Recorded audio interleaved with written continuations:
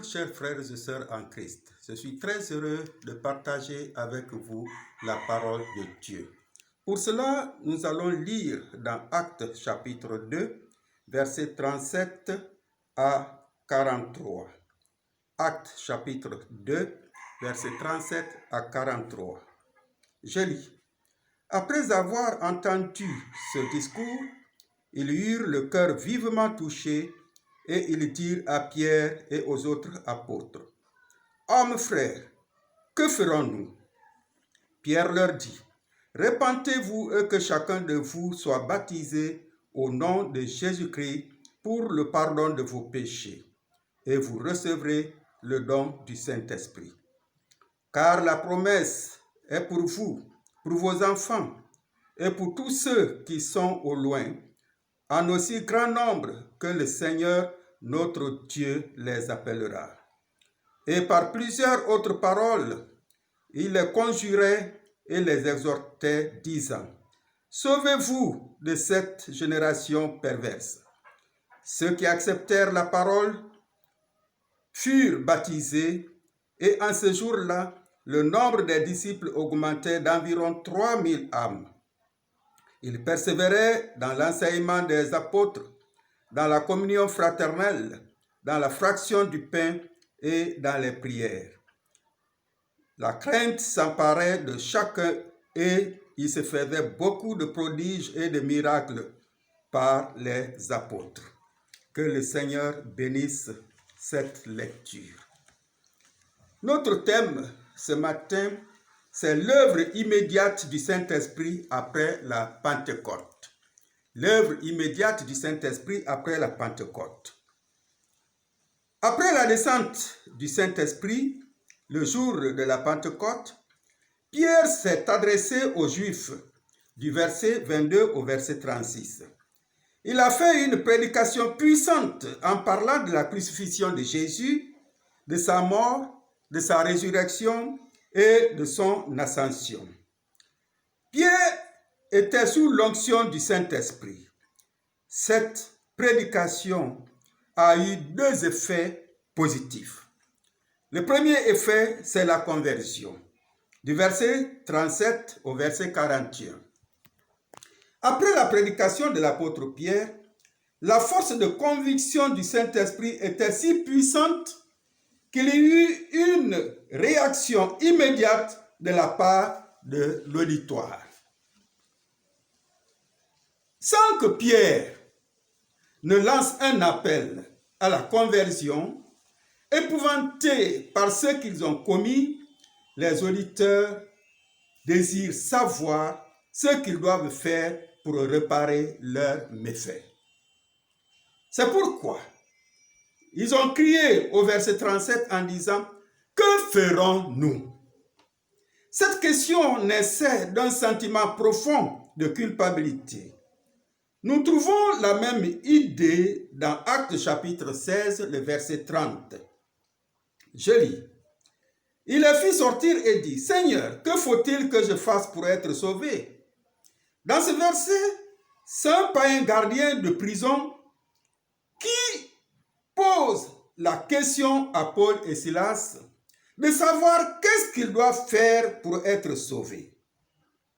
Cette question est très fondamentale. Les Juifs réalisaient maintenant que le Jésus qu'ils avaient crucifié était le Fils bien-aimé de Dieu. Ce Jésus avait été ressuscité des morts et était maintenant glorifié au ciel. Ceci dit, comment les meurtriers pouvaient-ils échapper au jugement? La réponse à la question posée, que ferons-nous, se trouve au verset 38. Pierre les exhorte à se repentir de leurs actions et à démontrer leur soumission à la Seigneurie de Jésus en se faisant baptiser en son nom pour le pardon de leurs péchés. Quelle humiliation pour une foule qui, au moins de 2 mois plus tôt, avait réclamé à corps et à cri la crucifixion de Jésus. Je vous invite à lire Zacharie chapitre 1, le verset 3. Zacharie chapitre 1, le verset 3. Je lis. Dis-leur donc, ainsi parle l'Éternel des armées. Revenez à moi, dit l'Éternel des armées, et je reviendrai à vous, dit l'Éternel des armées. Ces mots appellent à réfléchir au fait que Dieu est miséricordieux et merveilleux et qu'il met de côté sa colère si les rebelles se repentent. Dieu invite la génération actuelle à revenir à lui. Le mot « revenir » implique un repentir plus profond qu'un simple sentiment de regret sur ce qui s'est passé. Il signifie se détourner de la voie que l'on a choisie pour se tourner de tout cœur vers la voie que Dieu a choisie. Dieu promet de revenir vers le peuple s'il se repent. Chers frères et sœurs, si nous avons commis des péchés, des actions qui ne plaisent pas à Dieu, nous devons nous aussi nous repentir afin de jouir de la communion avec Dieu. La repentance est la condition préalable au pardon des péchés. Il faut reconnaître sa culpabilité et prendre position pour Dieu. Nous ne pouvons pas connaître la joie de marcher avec le Seigneur sans confesser nos péchés et nous repentir. Le résultat de l'onction du Saint-Esprit sur Pierre se voit immédiatement par la repentance d'environ 3000 âmes sauvées ce jour-là, selon le verset 41. En plus, frères et sœurs, si le Saint-Esprit te touche et te pousse à parler de Christ à quelqu'un, il faut immédiatement obéir. Les gens ont soif de l'évangile. C'est par nous, comme l'apôtre Pierre, que Dieu passe pour leur amener à Christ. Le deuxième effet que nous allons voir, c'est l'édification des croyants au verset 42. Cette assemblée nouvellement convertie devait s'adonner à 4 activités. La première activité de cette communion était la persévérance dans l'enseignement. Les chrétiens devaient écouter l'enseignement des apôtres. Les apôtres, pendant qu'ils étaient à l'école de leur maître Jésus, ont été formés. Ils devaient maintenant s'appliquer pendant que leur enseignant n'est plus là à communiquer ce qu'ils ont reçu par la prédication ou par l'étude biblique, comme c'est le cas dans notre texte. Dans nos églises, les appels sont souvent lancés pour les études bibliques sans suite favorable. C'est pourquoi on compte beaucoup de membres qui n'ont qu'une compréhension superficielle de la parole de Dieu. Or, ils doivent apprendre avec joie et ferveur les éléments essentiels qui constituent la foi chrétienne. Tout chrétien doit savoir ce qu'il croit et pourquoi il croit. Une foi qui n'est pas bien comprise est flottante et repose sur des fondements fragiles. L'Église a besoin de redécouvrir l'importance de la persévérance dans l'enseignement. La deuxième activité, c'est la persévérance dans la communion fraternelle. La persévérance dans la communion fraternelle est la deuxième caractéristique de cette nouvelle communauté. Les croyants cultivaient des rapports fraternels entre eux. Cela était nécessaire parce que ceux qui n'avaient pas Jésus devaient voir que les chrétiens sont unis et s'aiment. Aujourd'hui, les chrétiens qui sont si facilement enclins dans l'individualisme ont besoin des autres dans le service et l'adoration du Seigneur. En lisant 1 Corinthiens chapitre 12, le verset 14 à 18, nous voyons que le corps est un et a plusieurs membres et que chaque membre a besoin de l'autre. De même, dans la communauté chrétienne, le problème de l'autre est mon problème. Les difficultés, les joies de l'autre sont mes difficultés et mes joies. Si l'un est faible, l'autre doit pouvoir le remonter. Chaque membre a besoin de l'autre pour que la communauté puisse bien fonctionner.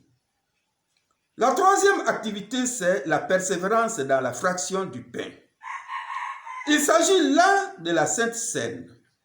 Seule une communauté qui a compris le sens de sa vocation et cultive des relations étroites en son sein peut partager le pain entre ses membres.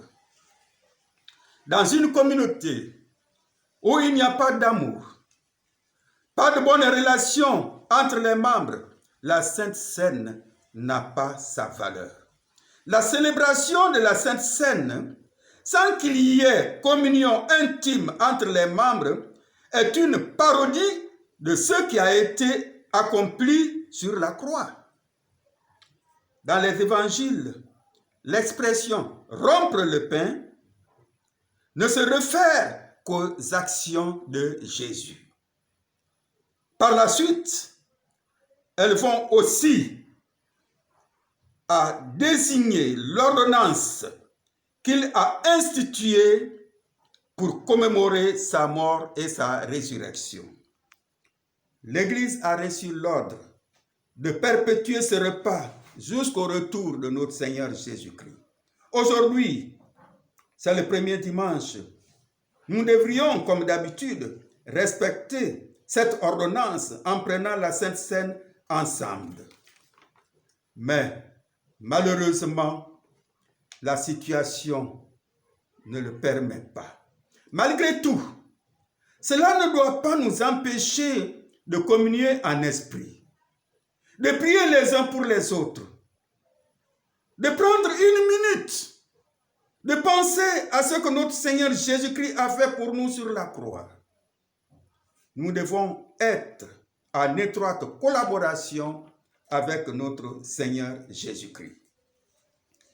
La quatrième et dernière activité de cette communauté chrétienne était la persévérance dans la prière. Les disciples étaient aussi persévérants dans la prière que dans les trois autres activités, à savoir l'enseignement des apôtres, la communion fraternelle et la fraction du pain. L'Église d'aujourd'hui doit vraiment s'adonner à la prière. Nous allons lire Matthieu chapitre 21, le verset 21. Pour des raisons de temps, je vais tout simplement paraphraser l'idée qui se trouve. Jésus a dit à ses disciples, si vous avez la foi, vous pouviez dire à cette montagne, ôte-toi de là, et cela se ferait. Et au verset 22, il a dit, tout ce que vous demanderez par la foi, dans la prière, vous le recevrez. Si les prières déplacent les montagnes, on peut parler des grosses difficultés, les problèmes, les barrières, ainsi de suite. On se demande pourquoi tant de montagnes continuent à freiner le développement de l'Église et d'assombrir la vie des croyants. Une des raisons principales pourquoi ces montagnes persistent sans négliger le péché est le manque de persévérance dans la prière. Quand on parle de persévérance, ça veut dire de commencer et ne point lâcher. Il faut demeurer ferme. Chers frères et sœurs, l'Église doit persévérer dans la prière. Chaque individu doit persévérer dans la prière. Chaque famille également. Par la prière, nous exprimons une dépendance totale au Seigneur pour l'adoration, la protection et le service. Pour terminer, sachons que ces 4 activités, l'enseignement des apôtres, la persévérance dans la communion fraternelle, la persévérance dans la fraction du pain et la persévérance dans la prière ont fait que ceux qui ne connaissaient pas Christ ont été touchés. Ceux qui autrefois se moquaient des chrétiens étaient maintenant saisis de crainte. Chaque jour, il y avait des convertis. Aimables fidèles, ne nous bornons pas à endurer l'exemple de la primitive Église. Examinons d'abord sérieusement dans l'humiliation et la repentance notre vie de prière personnelle pour en éliminer tous les déficits. Tout ce que nous ferons ensuite dans les autres domaines s'en ressentira. Que le Seigneur vous bénisse au nom de Jésus. Amen. Seigneur, merci pour ta parole. Avec cet enseignement que nous avons reçu, lorsque le Saint-Esprit est descendu, les effets qui sont manifestés immédiatement. La conversion des chrétiens et les chrétiens qui s'étaient donnés à beaucoup d'activités, l'enseignement des apôtres, la communion fraternelle, la fraction de pain et la persévérance dans la prière. Que ces activités soient les nôtres aujourd'hui, au niveau de l'Église et à chaque individu, au nom de Jésus. Amen.